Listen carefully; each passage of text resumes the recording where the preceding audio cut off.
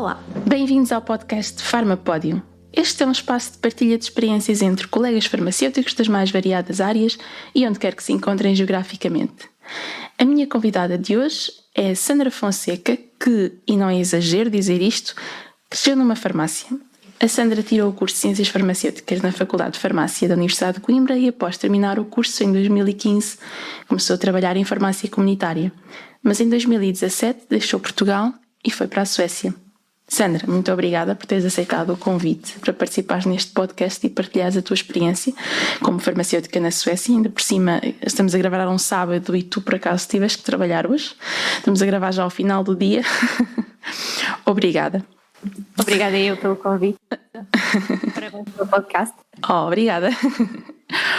Olha, eu costumo começar sempre com esta pergunta, é sempre a mesma pergunta: como é que foste parar ao curso de Ciências Farmacêuticas? Porquê quiseste ser farmacêutica? Mas eu, no teu caso, eu acho que consigo adivinhar porquê, não é?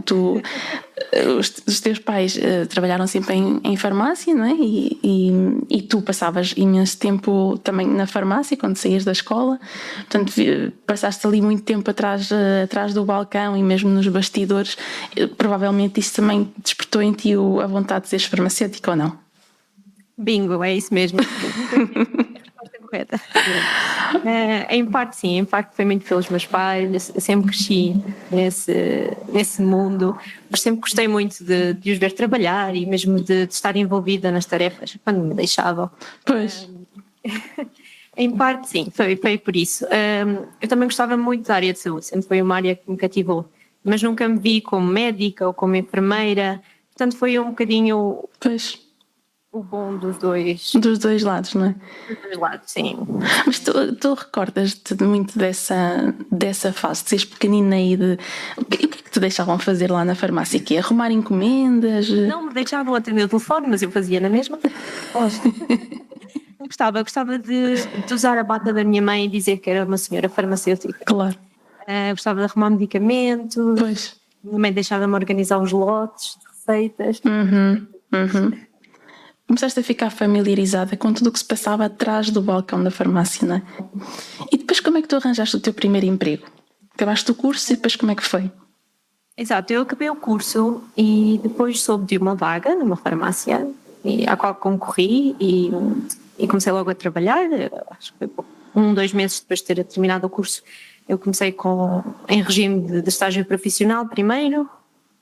Quer dizer, durante o curso também não houve assim nenhuma área que te despertasse interesse experimentar, ou seja, tu foste mesmo farmácia comunitária e nunca Exato. pensaste...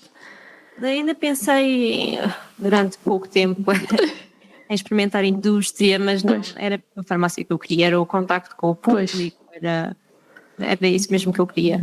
Que giro. Eu fui fazendo alguns estágios extracurriculares durante o curso e era a progressão natural. Claro. E depois ainda ficaste cerca de mais ou menos 2 anos em Portugal, não é? Ainda estiveste em mais do que uma farmácia. Mas depois, a certa altura, decidiste sair e vir para a Suécia.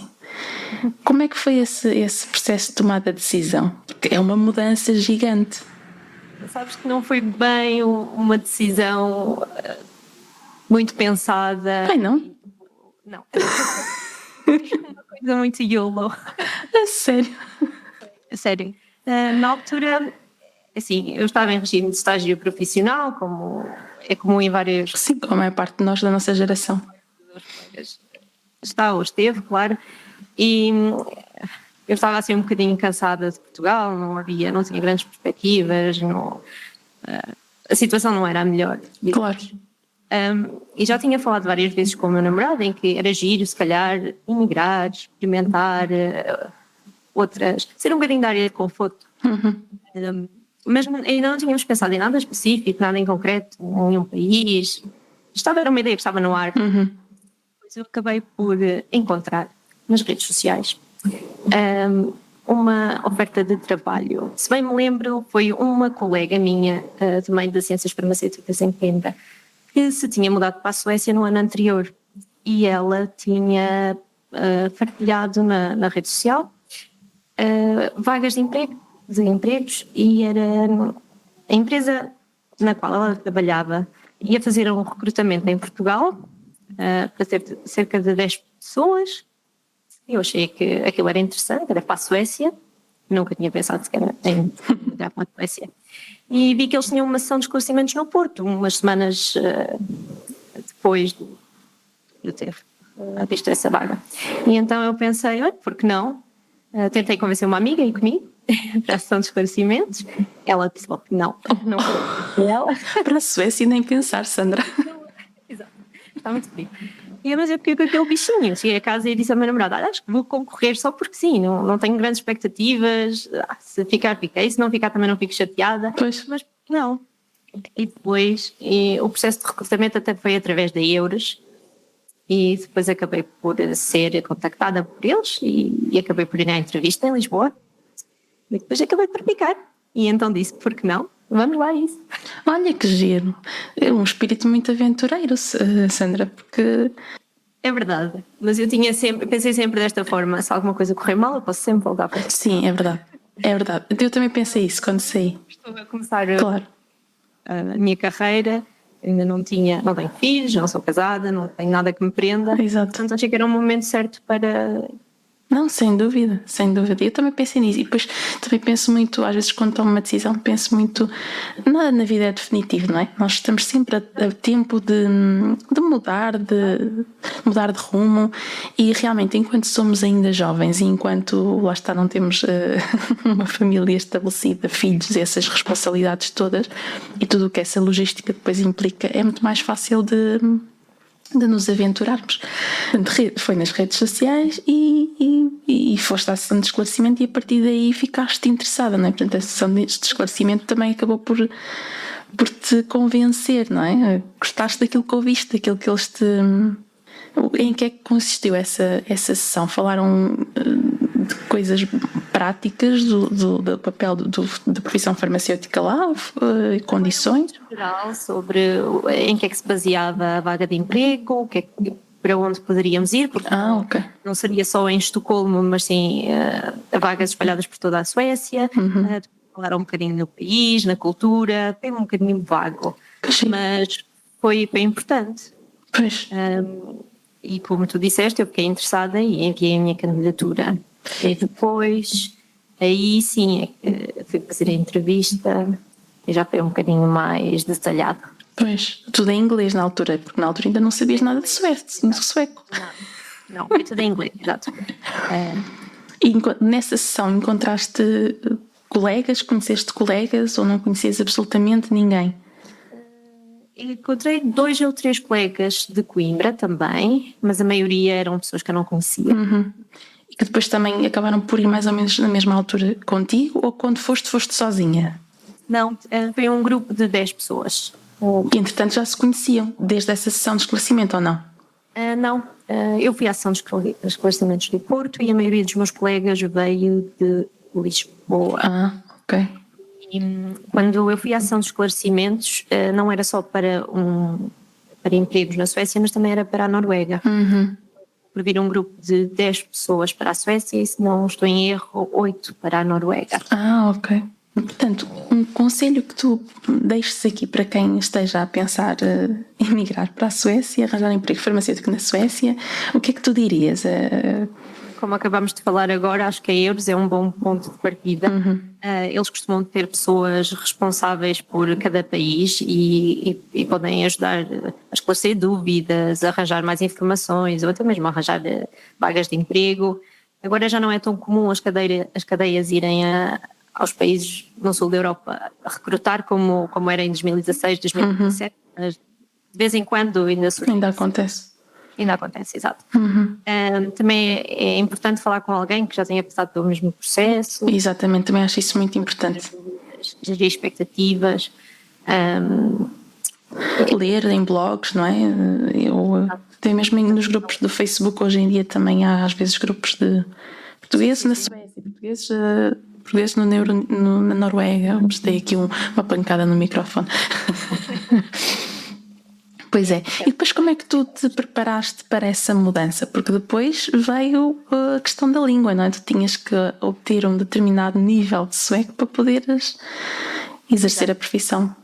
Eu soube do resultado da entrevista em março e nós tivemos apoio da entidade empregadora para começar a estudar sueco em Lisboa. Então eu mudei-me para Lisboa, acho que foi no final de abril, princípio de maio, portanto 2 meses depois, e eu fiz um curso intensivo de 6 meses. Ui, meu Deus. Na Universidade Nova. E depois, durante esses 6 meses, estava exclusivamente a estudar para poder obter o nível C1, porque é o nível que é exigido para obter a carteira profissional. E durante esse tempo conhecemos muita gente da empresa para a qual eu ia trabalhar. Foram frequentemente a Portugal. Então traziam sempre informações extra, acabaram por nos ajudar um bocadinho no processo, elucidar o que é que iria acontecer quando viéssemos para cá. Eu lembro-me que ainda cheguei a receber e-mails da diretora técnica da farmácia onde eu comecei. Ela também foi muito simpática. E depois fiz o exame de C1 e quando tive a documentação toda foi quando eu enviei toda a papelada aqui para a Suécia para poder obter a carteira profissional. Uau! Olha, antes de mais, os meus parabéns, porque eu sei o quão custa aprender uma língua estrangeira, porque eu quando vim para a Holanda, e apesar de no meu caso ser um bocadinho diferente, porque eu já tinha algumas noções básicas do holandês, mas mesmo assim, para atingir esse nível C1, que eu também fiz os exames, eu sei o quão difícil é, sobretudo no início, porque quando já temos algum nível, por exemplo, do B2 para o C1 já é mais fácil. Exato. Mas do A0, digamos assim, para o A1 e para o A2, o início é tudo novo, é tudo diferente, tudo o que ouvimos não se consegue perceber nada, parece que não... E foi muito difícil, porque era uma língua completamente nova. Pois. Eu tinha ouvido sueco na minha vida, não sabia sequer como é que as palavras soavam. Pois, exatamente. E de repente estás num curso intensivo onde estás o dia todo, todos os dias, a ouvir só sueco. Eu lembro-me quando vim para a Holanda, na empresa para onde eu vim também só se falava holandês, portanto nunca sequer usei o inglês em contexto profissional, foi sempre o holandês desde o primeiro dia. E eu lembro-me quando entrava no carro e ia para casa, eu já nem podia ouvir o rádio, porque já estava cansada. Sem água ali. Exatamente. Uma pessoa fica mesmo muito, muito cansada. Ficamos duplamente cansados, porque um dia de trabalho normal já é cansativo, mas numa língua diferente, não é? Reconheces isso? Pois, exatamente, é muito cansativo. E depois, aprender uma língua nova é, como eu um dia ouvi alguém dizer, é um enorme exercício de humildade, porque uma pessoa no início sente-se muito burra. Sim. E o progresso é muito lento. E o progresso é lento e depois tu queres explicar aquilo que sabes, não é? Por exemplo, se pensarmos em contexto profissional, queres explicar o que sabes, queres mostrar que sabes, e as coisas não te saem, não é? Não te saem como tu queres. Portanto, uma pessoa fica numa posição no início muito, muito frágil e, portanto, olha, parabéns, admiro imenso, é verdade, porque, e como aliás estávamos a falar aqui em off antes de começar a gravação, daquela minha amiga que optou por não ir para a Suécia para não ter que aprender uma língua nova, não é? Há imensa gente que não está para isso, que não quer fazer esse investimento. É difícil. Exatamente, é mais um desafio, não é? A somar a todos os outros que são já o sair do país e mudar de ambiente, arranjar uma casa, estabelecermos, ainda temos que aprender uma língua nova, portanto... Muito bem, mas entretanto, como é que te está? Agora já estás fluente, agora o sueco para ti já é... Agora é mais fácil explicar alguma coisa no contexto de trabalho do que se calhar contar o que é que aconteceu no fim de semana. Pois. Quando eu vim para cá era um bocadinho o contrário. O vocabulário usado na farmácia não era algo que foi estudado antes e aprendi. Claro. Mas correu bem. O primeiro mês foi o mais desafiante. Porque ler, escrever, ouvir nas aulas é muito diferente do mundo real e todas as pessoas têm dialetos. Pois. falar ou falam de forma diferente, e isso é mais difícil. Portanto, o primeiro mês foi o mais desafiante, mas a partir daí é sempre a mesma conversa.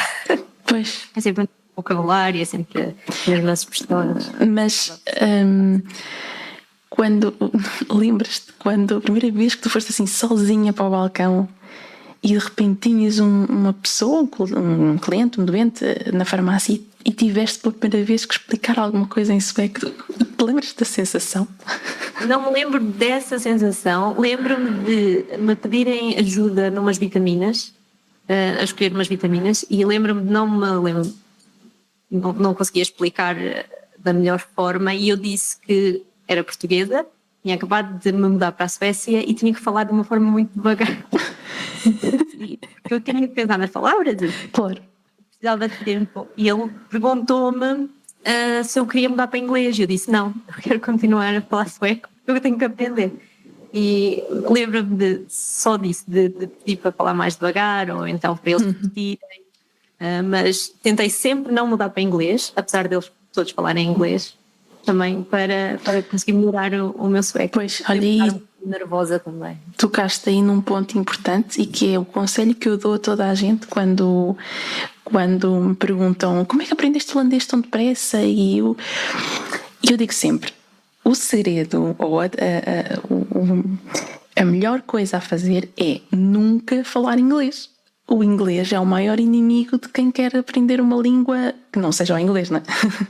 Porque temos a tendência a rapidamente mudar para o inglês, ou às vezes até mesmo as pessoas por simpatia, não é? Olha, mas sinto-se mais confortável a falar inglês, eu também posso falar inglês, mas isso não está a ajudar a pessoa que está a aprender, porque se continuarmos a falar inglês sempre que temos uma dificuldade, nunca vamos atingir um nível mais fácil. Claro, portanto acho que fica aqui já o conselho, quem estiver a aprender uma língua estrangeira, não se agarre à bengala do inglês, porque senão nunca vamos evoluir, não é? E com os colegas, eu costumava fazer isso. À segunda-feira chegava sempre ao pé dos meus colegas e contava o meu fim de semana, o que é que eu tinha feito. Ajudava também muito para ganhar vocabulário. Claro, praticar. Tu fizeste o exame em Lisboa? Lisboa, sim. Fizeste tudo em Lisboa, ok. E depois com o resultado desses exames e com o teu diploma, mandaste para a entidade equivalente, digamos assim, à Ordem dos Farmacêuticos da Suécia, para eles... Exatamente, é mais a entidade equivalente à Direção-Geral de Saúde e ok. Social. Eles é que emitem as cédulas profissionais para farmacêuticos e não só para outras áreas da saúde também. Na altura, claro que as regras vão sempre mudando. Eu lembro-me que antes de eu ter vindo para cá, nem sequer exigiam um nível tão avançado de sueco. Mas acho que foi em 2017 que eles mudaram as regras e a partir daí tinham o C1 de sueco. Para além do C1, precisávamos também de um certificado da ordem, do Estatuto Profissional, e uma cópia do diploma. Pois. Essas 3 exigências que eles tinham. Depois todo o processo foi rápido, demorou menos de um mês, eu acho, entre enviar os documentos e receber a resposta. E depois arranjar casa e essas coisas assim mais, essa logística toda, foi fácil? Mais difícil. Ok. Pois é como aqui na Holanda. É muito difícil arranjar casa. Em obter o número pessoal, porque sem o número pessoal é quase impossível fazer alguma coisa na Suécia. É mais ou menos o nosso equivalente ao número do cartão de cidadão. Nós nos primeiros dias tivemos logo ajuda por parte dos recursos humanos da empresa, eles ajudaram-nos a preencher toda a documentação para podermos obter o número pessoal, e depois com isso conseguimos abrir conta no banco e etc. Nós conseguimos arranjar uma casa provisória para os primeiros 3 meses e foi muito com a ajuda também de uma colaboradora da empresa. E depois de estarmos cá já foi mais fácil, porque já tínhamos o número pessoal, podíamos ir a sites oficiais e foi muito mais fácil. E visitar as casas também.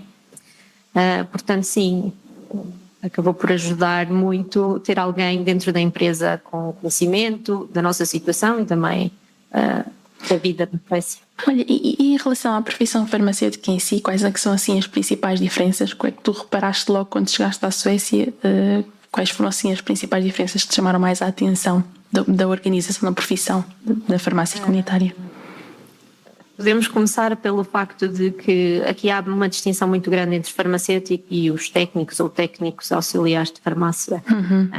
Só o farmacêutico é que pode começar um processo de expedição de medicamentos do início ao fim.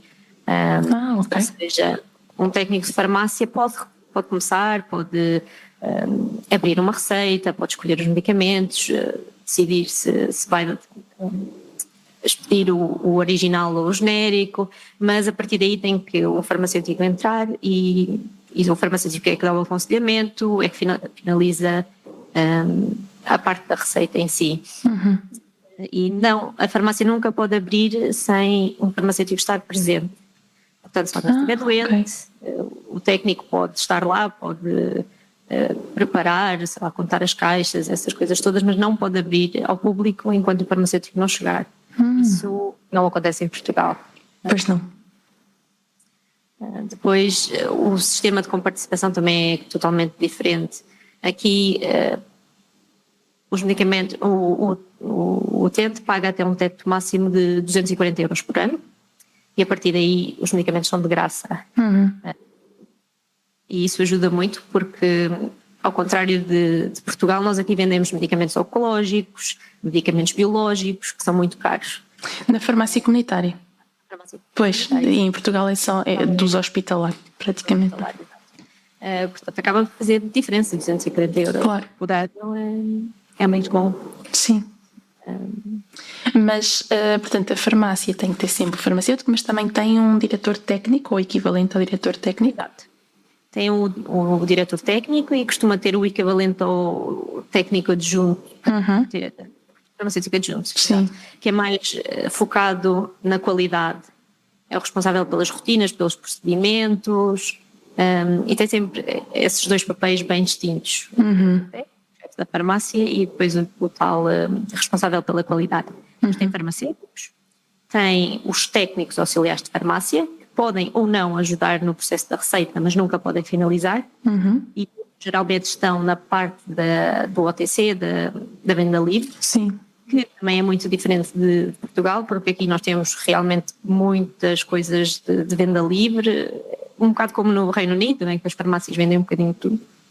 E então aí eles podem dar aconselhamento, por exemplo, se alguém estiver com febre ou tiver ferida e precisa de alguma coisa para desinfetar, etc. Mas dão esse aconselhamento com base nas guidelines, digamos assim, definidas pelo farmacêutico, não é? Pois. Sim, exato. Tem informação nessa... Só de coisas de venda livre, nada que seja sujeito à receita médica.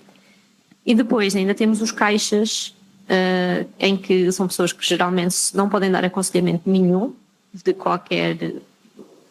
quer seja farmacêutico, quer seja de venda livre, e só estão basicamente para fazer pagamentos ou ajudar em outras tarefas, por exemplo, a arrumar medicamentos ou coisas, mudar campanhas, essas coisas. Ok.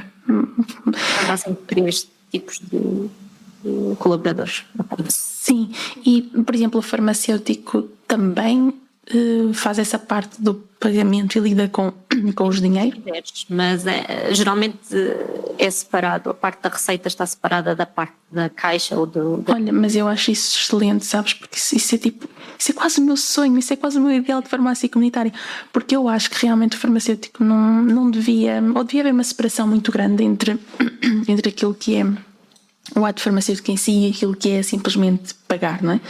Porque às vezes eu acho que a forma como a farmácia comunitária está desenhada em Portugal é quase como se o farmacêutico também fosse ali também alguém que está numa caixa, não é? E que simplesmente passa o código de barras e diz quanto é que é e pronto. É muito vendedor, passamos uma imagem muito de vendedor e sobretudo recentemente, não é? Quase com a extinção da preparação dos manipulados e dessa parte mais clássica da farmácia da oficina, não é? Parece que as pessoas se esqueceram ou já não é tão visível o ato mais farmacêutico em si, não é? Parece que a farmácia transformou-se mais num espaço de venda e perdeu-se ali uma coisa que é muito especial e muito importante e que ajudava a valorizar a profissão. Isto é a minha opinião, não é? E agora, como estavas a falar dessa distinção, eu acho que essa distinção ajuda imenso a que as pessoas percebam efetivamente já a função de cada um dos profissionais e valorizem um bocadinho mais o farmacêutico e a farmácia em si, não é? Porque a farmácia não é uma loja, a farmácia é um espaço de saúde, é um espaço onde estamos ali a dispensar medicamentos, como agora ainda disseste, podem ser caríssimos, estou a falar de biológicos e medicamentos oncológicos, não é? E às vezes isso em Portugal de facto é uma diferença gigante. Não tinha ideia. Depois depende também de farmácia para farmácia. Se calhar farmácias mais pequenas não têm tantos colaboradores e esse papel acaba por desaparecer um bocadinho. Mas na minha, em que nós somos 5 farmacêuticos e 4 técnicos e esporadicamente também temos caixas, mas na minha farmácia só técnicos e farmacêuticos, eu nunca estou cá fora, por exemplo, a recomendar cremes ou na parte cosmética. Eu estou basicamente só na receita de manhã à noite. E quando chegaste à Suécia e te percebeste como é que era o modelo e o paradigma da farmácia aí, ficaste encantada. Eu achei muito estranho, foi um médico uma vez ligar para a farmácia e perguntar a nossa opinião. Ele queria prescrever um antibiótico, eu não me lembro bem como é que foi a situação, e ele ligou para a farmácia porque queria falar com o farmacêutico para discutir qual seria o melhor antibiótico para usar naquela situação. Isso nunca aconteceu em Portugal, mas sim, a maioria valoriza o farmacêutico. Que bom. Eu também sinto que aqui, mais nos países do Norte, não é? A Holanda, e acredito que já me vais dizer se na Suécia também é assim, também se valoriza muito o tempo livre, o tempo para hobbies, o tempo para descansar, não é? E nós em Portugal somos muito workaholics, passamos muito tempo no trabalho, às vezes sair à hora certa é quase mal visto, e aqui é ao contrário. 5 minutos antes, não vais sair às 18, ainda estás aqui. Pois é, não é? As pessoas dá-se mais importância ao equilíbrio entre a vida pessoal e vida profissional, e acho isso muito bom. Tu até agora foste muito positiva a descrever a tua experiência. Há assim algum contra, algum senão, alguma coisa que tu gostavas de trazer de Portugal para a Suécia e implementar na Suécia? O que é que podias melhorar se pudesses? Ou não há nada para melhorar? O que eu poderia melhorar? A cultura do desenrasque. Falta muito na Suécia. É? As pessoas aqui tendem a não pensar fora da caixa. Sempre que encontram um problema, ok, temos um problema, não vamos conseguir resolver isto. E acho que os portugueses são muito bons a desenrascar, muito bons a encontrar alternativas e a resolver problemas. E acho que isso faz um bocadinho de falta aqui na Suécia. Ok. No contexto de trabalho. No contexto de trabalho, sim. No contexto de trabalho, acho que é o facto de não se vender álcool fora de lojas estatais. Não se pode comprar álcool em supermercados. Isto é verdade, a sério, é um choque cultural. Álcool, bebidas, vinho e assim? Bebidas, vinho, sim, porque vindo de Portugal, isto soa um bocado estranho, eu não sou nenhuma alcoólica, mas vindo de Portugal, em que nós temos tão bons vinhos, claro, e conseguimos comprar isso em qualquer lado. Sim. A maior parte de nós nem sequer precisa de comprar, porque o avô claro. produz, alguém da família produz. Temos simplesmente, está em casa, simplesmente. Não dá para comprar álcool no supermercado. Então onde é que tu vais comprar o teu bom vinho para desfrutares no fim de semana? Já viste? Não, estou a brincar. Existem umas lojas, é uma empresa estatal de lojas de bebida alcoólica. Existe em toda a Suécia.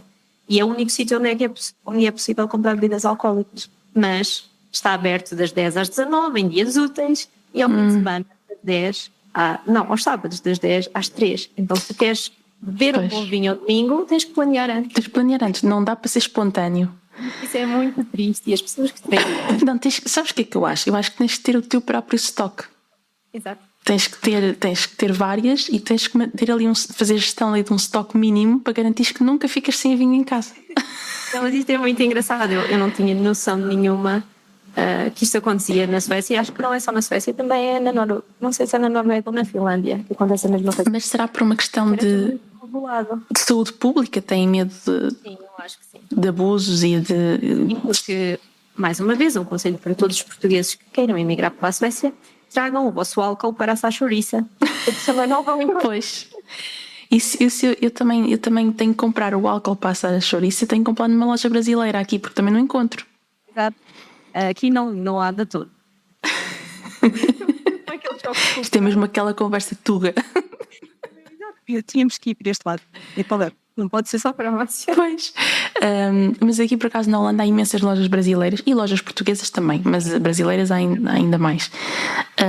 Aí na Suécia também tens alguma loja? Sim, há muitas culturas diferentes, não é? Pois. Diferentes, sim. Mas então essas lojas estatais onde tu podes comprar álcool são lojas que só vendem álcool? Só vendem álcool. Pois. Mas também há o lado positivo. O outro lado da moeda é que tu consegues comprar tudo. Se quiseres o vinho português, consegues encontrar isso. Não, se eles não tiverem, eles conseguem encomendar. Pois. Acabas por ter acesso a muito mais variedade. Mais variedade que não encontrarias cá em Portugal. Pois. Engraçado.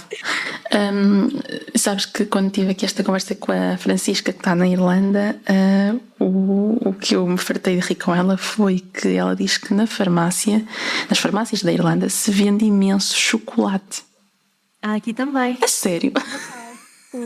Mas explica-me porquê. Vendemos muitas gomas de alcaçuz, porque toda a gente adora alcaçuz, e mostarda. Mostarda? Eu acho que isto vem de há muitos anos atrás. Acho que era comum as farmácias fazerem um tipo de mostarda, que não é bem a mostarda como aquela francesa, a mostarda de pão, é mais uma mostarda doce. Consegues ver mesmo que tem grãos de mostarda e consegues ver os cristais de açúcar, e acho que era algo que se fazia nas farmácias antigamente e se vende sempre no Natal, para depois poderem comer na noite de Natal, na ceia de Natal. Pois. Então essa tradição manteve-se, se bem que agora é tudo processado e tudo comprado, tudo industrialmente, mas mantém-se, em que no Natal se vendem chocolates, a mostarda. Tipo cabazes de Natal na farmácia. Exatamente. Eu pretendo rir com ela e afinal estás-me a dizer exatamente a mesma coisa. Mas será que isso do chocolate também vem daí? Será que antigamente produziam chocolate na farmácia? Sei que a mostarda, acho que era nesse contexto em que era feita nas farmácias e depois vendia-se. E depois manteve-se a tradição. Claro que agora é tudo produzido industrialmente, mas... Que engraçado. Eu até lhe perguntei assim, quando ela me disse que se vendia chocolate, eu até lhe perguntei, mas que é? Daquele chocolate tipo próprio para diabéticos? E ela, não, é daquele chocolate para tu apanhares diabetes. Que engraçado, não fazia ideia. Aqui na Holanda não se vende chocolate nas farmácias. Eu, apesar de não ter experiência em farmácia comunitária aqui, eu quando vou à farmácia não vejo lá nada disso, dessas coisas de cabazes e mostarda e chocolate, não, é mesmo só medicamentos e tem muito pouco, aqui há muito pouco, a parte da cosmética é muito pequenina, não sei como é que é na Suécia. Não, aqui é um mundo. Ok.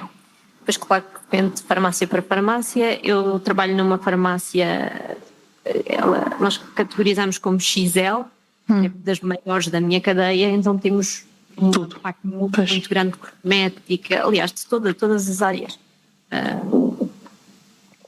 Mesmo, por exemplo, uma coisa que não é muito comum em Portugal é comprar pasta dos dentes na farmácia. As pessoas têm tendência a comprar nos supermercados, mas aqui tanta variedade de pasta dos dentes. Eu tenho mais de 30 marcas diferentes de pasta dos dentes, é incrível. É quase impensável comprar no supermercado.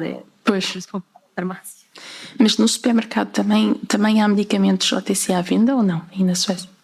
Sim, costuma haver ao pé das caixas.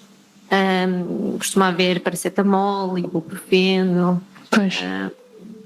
Depois aqueles sprays para a congestão nasal, rápidas de Strepsil, por exemplo. E tu, qual é a tua sensação? É que as pessoas mais rapidamente compram realmente ali no supermercado ou preferem ainda assim? Eu acho que as pessoas preferem ir à farmácia. Preferem ir à farmácia ainda? A menos que seja alguma coisa, sei lá, uma situação de última hora, que tem dor de garganta e precisa de uma coisa às 11 da noite, o supermercado está aberto. Acho que não, acho que as pessoas continuam a preferir ir à farmácia. E aquela ideia também que se tem de que os suecos, e não só, são mais frios, são mais distantes, são mais distantes. Notas isso? Noto, sim, sem dúvida. Foi-te difícil fazer amizades aí com pessoas, com locais? É assim, os meus amigos suecos vêm todos no contexto do trabalho. Mas são pessoas novas, mais ou menos da nossa idade. É muito mais fácil comunicar e ter, sei lá, coisas em comum. Portanto, não foi assim tão difícil. Não posso dizer que é tão fácil como em Portugal, não é? E se calhar em Portugal, ao fim do segundo café, as pessoas já vêm à tua casa e já jantam contigo e são amigos para a vida. E não. Demora 2 anos até virem pela primeira vez à tua casa. Mas depois também tem outro ponto em que aqui há muitos imigrantes e nem toda a gente é sueco. Portanto, acabam por ter comportamentos muito parecidos aos nossos, se forem pessoas do sul da Europa ou até mesmo outras culturas. Sim. Mais proximidade do que os suecos. Pois. É mais difícil. Tu já conheceste aí portugueses? Fora do contexto de farmácia, sim. Há muitos portugueses, pá. Engraçado. Mas tu também já disseste no início que tu foste com o teu namorado, portanto também Sim, é mais fácil. não te sentiste propriamente sozinha, não é? Ias com um apoio que facilitou bastante. É muito mais fácil. Pois. Chegar a casa e ter alguém com quem conversar e Claro. partilhar o dia Uhum. e ajudar naqueles momentos mais difíceis. É muito mais fácil. Claro. E aí? Olha, tu sentes-te então realizada profissionalmente, Sandra? Sentes que foi uma mudança que valeu a pena? Sim, sinto. Eu não gosto muito de fazer planos e não quero dizer que não vou voltar para Portugal um dia ou até para outro país, mas eu gosto do sítio onde eu trabalho, gosto dos meus colegas, sinto-me realizada profissionalmente. Não pensei em mudar tão cedo. Muito bem, vamos passar para a nossa próxima rubrica. Sugestão cultural. Diz-me lá, tens assim alguma sugestão no âmbito da ciência ou literacia em saúde que gostarias de deixar? Pode ser um livro que tenhas lido, ou mesmo outro podcast que costumes ouvir, ou um filme que consideres relevante, ou alguém da área da ciência que costumes seguir nas redes sociais? Olha, eu costumo seguir. Ela também é uma colega nossa. É? Marta Ferreira. Conta-me tudo. Se conheces. Não, por acaso não. No Instagram e um blog que se chama A Pele que Habito. Uma colega nossa, também é farmacêutica, ela é doutorada em tecnologia farmacêutica. Muitos conselhos na área da dermatologia e cosmética. Skincare, não é? Que está agora muito na moda. E ela tem conteúdo muito interessante e é sempre baseado em Evidência. científica, portanto, ela tem conteúdo mesmo muito interessante. Eu sei que ela também escreveu um livro, ainda não tive a oportunidade de ler, mas gosto muito de seguir a página dela no Instagram. Marta Ferreira, A Pele que Habito. Muito bem, vou já buscar e olha, Marta Ferreira, se nos estás a ouvir e se quiseres vir aqui ao podcast, é giro ter colegas de áreas diferentes, não é? Estou também a ouvir um podcast que se chama The Proof e é do Simon Hill. Ele é um nutricionista e fisioterapeuta. Eu não tenho a certeza se ele é australiano ou americano. Mas ele tem sempre convidados especiais. Ele traz sempre cientistas, médicos, pessoas especializadas nas diversas áreas. Tem sempre temas diferentes, não só relacionados com a nutrição, mas também estilo de vida, doenças, longevidade. Fala muito também de saúde mental. É sempre um conteúdo muito, muito interessante. Eles costumam ter temas diversos. São 2 dicas interessantes. Vou ver também. Eu costumo consumir também bastantes podcasts. Última rúbrica. Esta é uma espécie de rúbrica, eu chamo-lhe rúbrica de humor,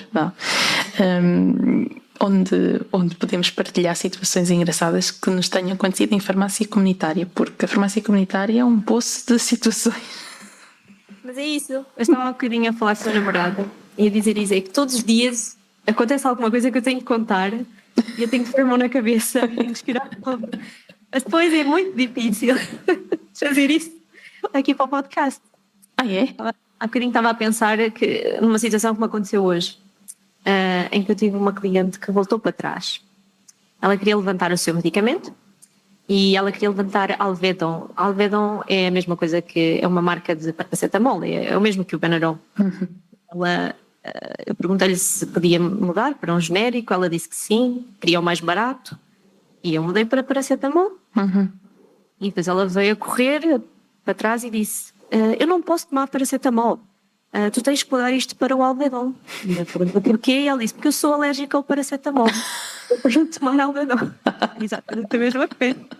Mas pronto, é aquelas situações que Mas já estou a ver que então esses problemas acontecem também na Suécia, não é só em Portugal, não é? Das pessoas dizerem que são alérgicas aos genéricos. Tenho uma muito engraçada durante a pandemia, em que as máscaras estavam esgotadas em todo lado, não havia máscaras cirúrgicas, não havia aquelas máscaras FFP2, e eu tive um cliente que veio para a farmácia com 2 filtros de café. Não.